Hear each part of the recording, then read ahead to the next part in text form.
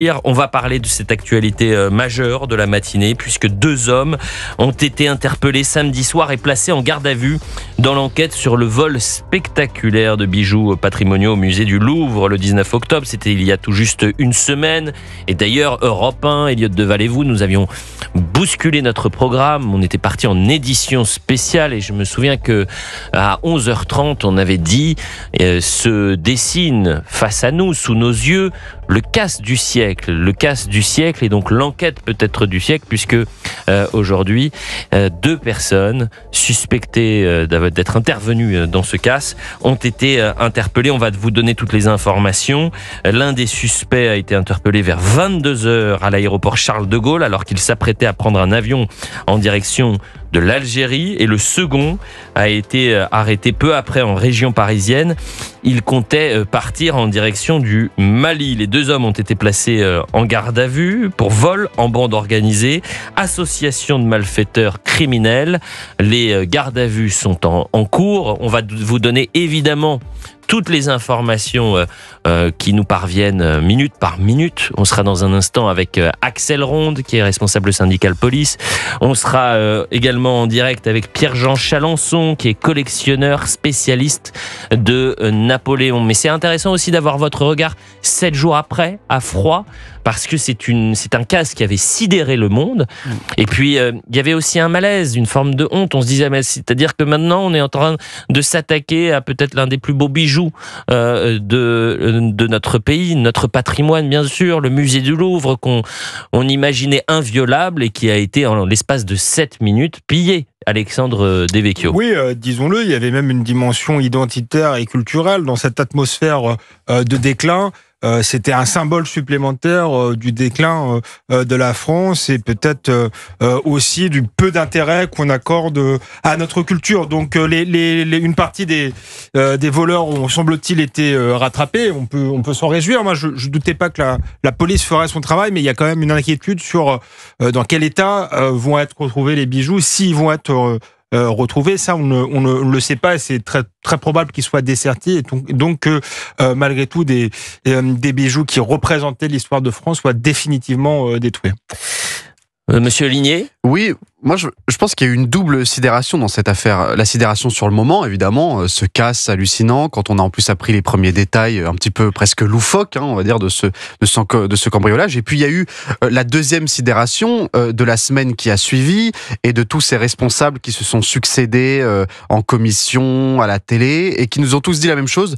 Ah non, mais on n'est pas responsable. Parce qu'en France, personne n'est responsable de rien, en fait, dans ce pays. Donc, on a eu la patronne du Louvre qui nous a dit, il y a eu des failles, mais il n'y a pas eu de faute. Alors ça, voilà, c'est un petit peu c'est la phrase macroniste, si vous voulez. Je ne dirais pas que c'est un échec, je dirais que ça n'a pas fonctionné. Vous savez, c'était la phrase d'Emmanuel Macron pendant le Covid. Et donc, voilà, moi, j'ai eu cette double sidération, cette deuxième semaine, où on a eu l'impression que finalement, tout s'était bien passé.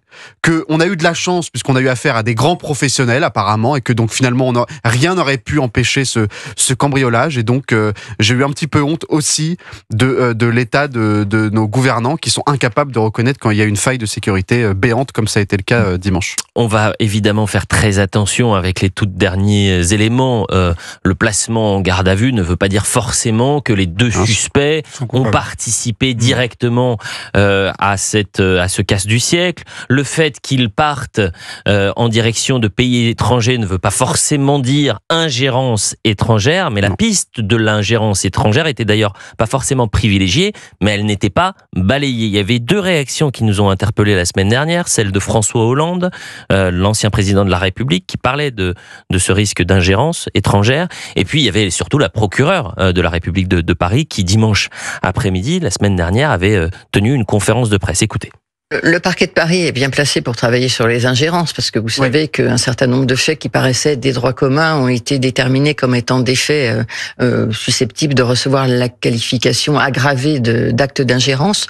Après, là aussi, ça peut faire partie d'une hypothèse parmi les autres. Je n'écarte aucune hypothèse. La première, c'est des groupes commandités par des personnes en France ou à l'étranger qui viennent faire des cambriolages dans nos musées. Et puis l'autre hypothèse, c'est des auteurs étrangers venant pour déstabiliser notre pays.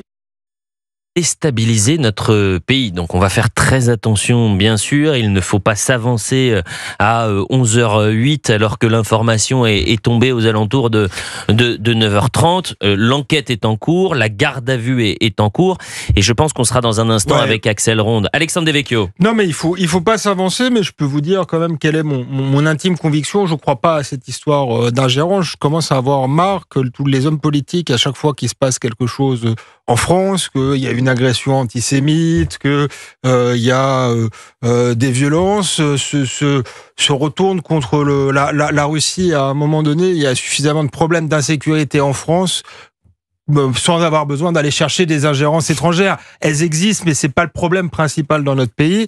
Et je suis qu'à moitié étonné. Non, mais c'est déjà arrivé, Alexandre Devecchio. C'est déjà arrivé. A vu, par c'est pour ça que je vous dis, je vous livre mon intime conviction. Je serais peut-être démenti. Je dis juste que les hommes politiques ont trop tendance à toujours parler d'ingérence. Parfois, c'est plus simple. Ça évite de voir les problèmes intérieurs que nous avons. Sébastien Non, Ligné. simplement, il faut bien rappeler que ce n'est pas parce que ces deux hommes ont été arrêtés avec l'intention d'aller en Algérie et au Mali que ce sont forcément des Algériens et des Maliens. On sait aussi que l'Algérie et le Mali sont deux pays qui refusent quasiment systématiquement d'extrader des gens recherchés en France vers la France. Donc ça peut être aussi une technique. Quand on voit l'état des relations diplomatiques entre la France et l'Algérie, je pense que beaucoup de criminels peuvent se dire, si je mets un pied à Alger, je suis certain de ne jamais être amené en France. Ça peut être aussi une piste, donc on n'en sait rien. On n'en sait rien et j'espère en revanche qu'il n'y a pas ingérence dans ce dossier et ingérence étrangère parce que on s'est attaqué à un joyau français, Bien sûr. À notre patrimoine et les conséquences pourraient être très lourdes. Axel Ronde est en direct avec nous, porte-parole du syndicat CFTC Police. Bonjour cher Axel. Bonjour. Il est 11h10, on est en direct sur Europe 1 pour Elliot de Valez-vous et si vous souhaitez réagir en direct, 01 80 20 39 21. Axel Ronde, qu'est-ce que vous pouvez nous donner comme information ce dimanche matin ? Alors, les mêmes informations que vous avez données, sont que deux individus ont été interpellés pour justement ce cambriolage qui a eu lieu la semaine dernière. D'ailleurs, je vous avais dit qu'on les arrêterait assez rapidement. Maintenant, la question est de savoir si les bijoux vont être retrouvés. Ça, c'est une course contre la montre maintenant pour pouvoir les localiser tous.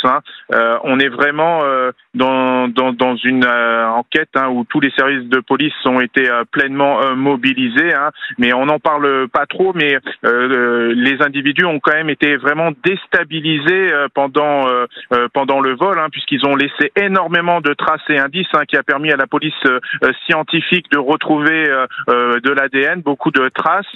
C'est par l'action de certains vigiles, mais aussi d'un particulier qui a appelé immédiatement les services de police. D'ailleurs, mes collègues se sont déplacés rapidement et ils ont dû entendre, d'ailleurs sur la vidéo on entend des sirènes de police, donc ils ont été fortement perturbés et c'est pour ça qu'ils ont laissé beaucoup d'objets dans leur fuite. Ça a permis de retrouver leurs traces parce que c'est des individus connus des services de police pour des faits similaires. C'est des individus du grand banditisme en lien avec du trafic de bijoux. Ces individus qui ont tenté de prendre la fuite, vous imaginez bien que tous les moyens vont être mis en place pour pouvoir récupérer le plus vite possible les bijoux parce que c'est la priorité numéro 1, surtout qu'on espère qu'elles n'ont pas été démantelées et on sait bien retaillées et pour être revendues sur le marché parallèle. Axel Ronde, vous apportez une information qui est très importante. Vous dites que les deux suspects qui ont été interpellés, placés en garde à vue, sont déjà connus des services de police. S'ils sont déjà connus des services de police et que vous avez cette information-là, est-ce que vous avez l'information sur l'identité ? Quand je dis l'identité, c'est est-ce que ce sont des Français ? Est-ce que ce sont des étrangers qui sont allés, qui sont actuellement entre les mains de la police et placés en garde à vue ? Non, pour l'instant, je n'ai pas ce renseignement, mais en tous les cas, ces individus, oui, ont été fichés, été connus des services de police, ce qui a permis leur interpellation rapidement. On va bien évidemment, on peut pas trop en discuter parce que l'enquête est en cours et on espère rattraper l'ensemble du commando. Hein. Vous imaginez bien que dans ce type d'opération, la plus grande discrétion est de mise, et au-delà, c'est qu'il y a certainement énormément de personnes impliquées qui ont mis en place ce cambriolage, hein, parce que ce n'est pas simplement 4 personnes. On sait très bien qu'en général, il y a tout un réseau derrière, et c'est tout le réseau qu'il faut faire tomber et démanteler au plus vite. Et voilà, comme je vous ai dit, c'est une course contre la montre pour retrouver au plus vite ces bijoux pour pouvoir les restituer au musée du Louvre en bon état. S'ils ont été placés en garde à vue, Axel Ronde, interpellés, vous dites qu'ils ont laissé beaucoup de détails au moment du casse dimanche dernier. Est-ce que l'ADN qui a été retrouvé dimanche dernier sur place est l'ADN des personnes qui sont actuellement placées en garde à vue? Alors, je peux pas vous confirmer officiellement, mais en tous les cas, il y a de fortes chances que ça soit cela. J'imagine qu'il va y avoir une conférence de presse qui va être organisée par le parquet au plus vite dès qu'il y aura des informations concordantes. En tous les cas, dès que les enquêteurs auront des certitudes sur l'implication de tous ces individus, ces 2 individus, et peut-être, on espère, d'autres individus qui pourraient être rapidement interpellés. En tous les cas, c'est ce que s'attachent à faire mes collègues de la police judiciaire, de la brigade de répression du banditisme. Ce sont des fins limiers de la police judiciaire qui ont une expertise sur ce type d'individus, et je vous avais dit la semaine dernière que on les interpellerait assez rapidement, et c'est chose faite, et on espère que les autres vont être interpellés rapidement. Eh ben, écoutez, déjà bravo aux services de police qui sont sur le pont, je sais, nuit et jour, justement pour retrouver les ravisseurs. Axel, je veux pas vous mettre dans la difficulté. Évidemment, j'espère que mes questions ne mettent pas en difficulté l'enquête, etc. Je pose les questions que les auditeurs d'Europe 1 peuvent se poser.